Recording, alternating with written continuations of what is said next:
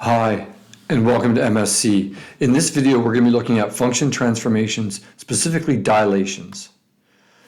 So we've seen some general forms of transformations so far. We've looked at reflections and we've looked at translations.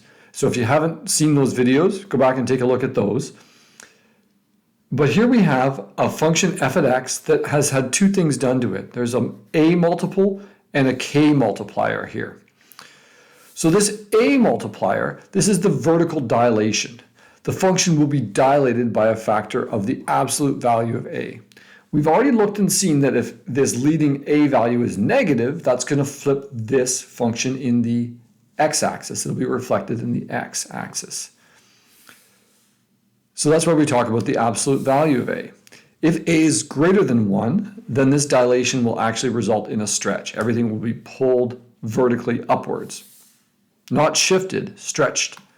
Whereas if a is less than 1, then it will be vertically compressed. It'll be squished closer to the x-axis. So when it's stretched vertically, all the points kind of shift away from the x-axis, and when it's compressed, it shifts towards. And when I say shift, I mean that the points kind of shift up, not that the whole function translates up. That's different.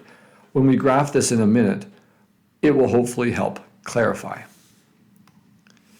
The k value, this is the horizontal dilation, and we say that the function will be dilated by a factor of 1 over k. Remember when we had the horizontal translation, it was also inside the brackets. This is kind of the horizontal land. And it's also kind of opposite land. If you remember, if it was x minus d, that actually meant it was a positive d. So we have a similar situation here. When we have a k value, it's actually dilated by a factor of 1 over that.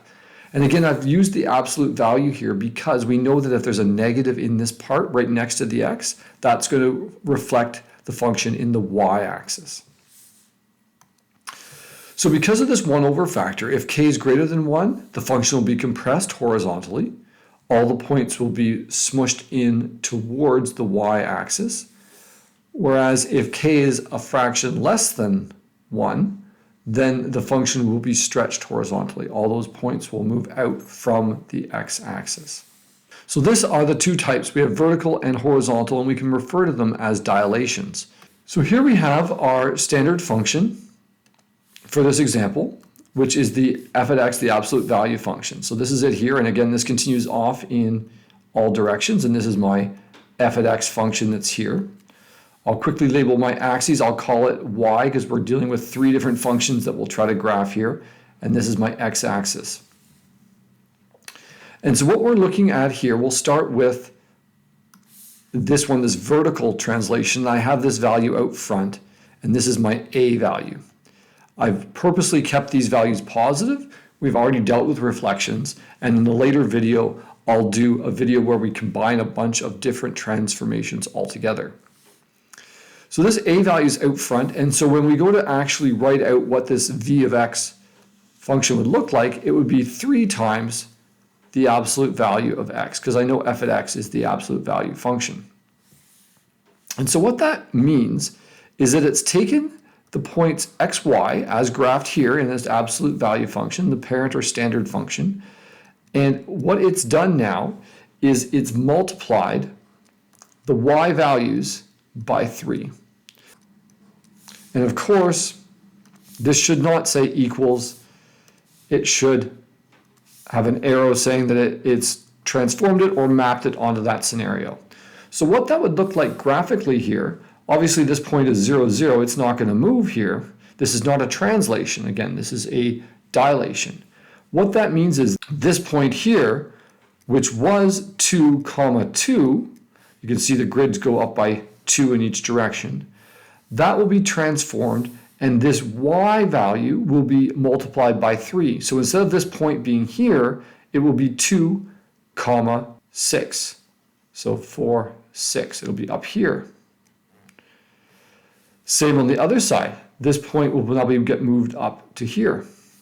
If we take another point a little bit further down the line, we can see this point here, point 4, 4, it will get transformed to the point 4, 12, which will be up here. This then allows us to plot this function. And this is a nice, easy function to plot because it's just straight lines. And as long as you have 2 points, you can plot those straight lines fairly easily. And it would be right like that. Okay, so this graph is my g at x graph. I'll make that a little bit better there. This is my v at x, and it continues off. So we can see how this v at x graph has been vertically dilated. Everything's been pulled in the upwards direction, vertically up. So this is a vertical dilation by a factor of 3. Comparatively, in this horizontal dilation example, we have a 2 here, which we know is the k value, and I know it's the k because it's in next to the x. And we know that this is like an opposite land, so instead of it being dilated by a factor of 2 horizontally, it's dilated by a factor of a half. And so what that means is the xy values that we had originally on my f at x function are being mapped over to form 1/2 x comma y. So all the x values get multiplied by the half. So let's see what this looks like. What that means for us is that this point that is 2 comma 2 would actually become the this point here, which would be 0.5 or a half comma 2. This point that's 4, 4 would become this point, 2, 4. And that process would repeat, and it would also repeat on the other side. And you can imagine you can do that for several points. Now again, I've chosen a graph here that is fairly easy to plot quickly, but you might have to do that for more points if it was a more complex graph. And we'll continue that up beyond the grid, and we'll do the same again on the other side here.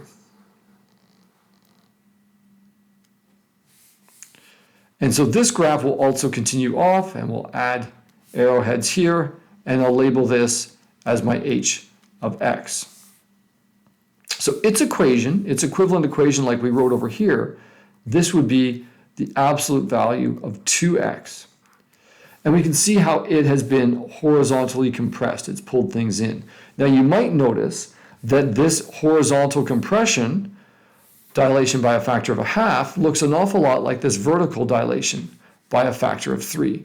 And you're not wrong. These are very similar, and we can actually rewrite this one as a vertical dilation. This 2 can come outside the absolute value, and we can write it as 2 times the absolute value of x.